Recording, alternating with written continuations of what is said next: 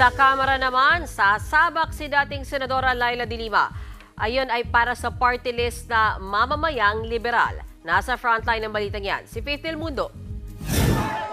Formal nang tinanggap ngayong araw ni Attorney Laila de Lima ang nominasyon bilang lead nominee ng mamamayang Liberal Party list na pambato ng Liberal Party para sa 2025 midterm elections. Sa Facebook post ng dating senadora, kasama niya bilang co-nominees sina former Congressman Teddy Baguilat at Erin Tanyada. Caption ni de Lima, walang atrasan at tuloy na ang laban.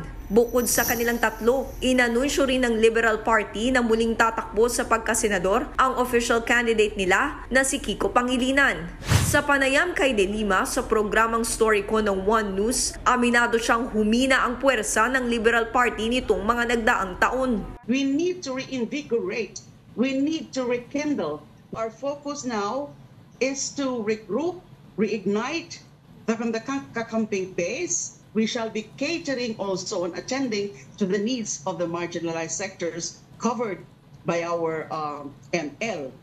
Kabilang daw sa mga isusulong ng mamamayang Liberal Party list ang karapatan ng mga kababaihan, kabataan, magsasaka at manggagawa. Itinanggi naman ni de Lima ang mga paratang na tila mas napapalapit ang Liberal Party sa Marcos administration ngayong matindi ang tensyon nila kontra sa mga Duterte. Wala rin daw balak ang LP na makipag-alyansa sa mga Marcos sa darating na eleksyon. It just so happened that there are more issues that seem to be aligned with the position of the BBM administration. Hindi kami pumapanig sa BBM administration for the sake of being politically allied with them, because we are not politically allied with them, because there are still issues that we hold them to account.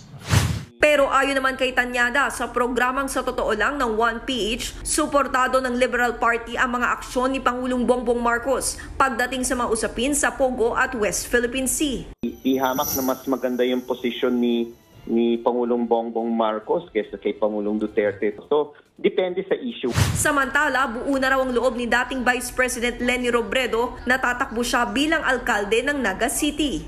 I think it is well known that she wanted to continue the legacy of Secretary Jessie sa Naga, no? And build on that.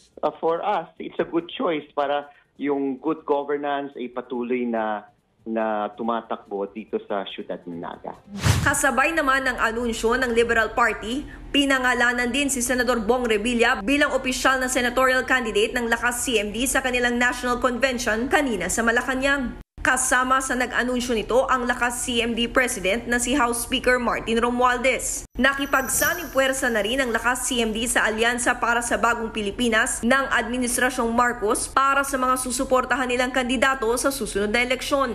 Layo nitong ipagpatuloy ang mga nasimulang programa ni Pangulong Marcos. Nagbabalita mula sa Frontline, Faith Del Mundo, News 5. Mga kapatid, may Los Baños po. Huwag magpahuli sa mga balita at impormasyong dapat ninyong malaman. Para sa mas malawak na balitaan at diskusyon, mag-follow at mag-subscribe sa social media pages ng News 5.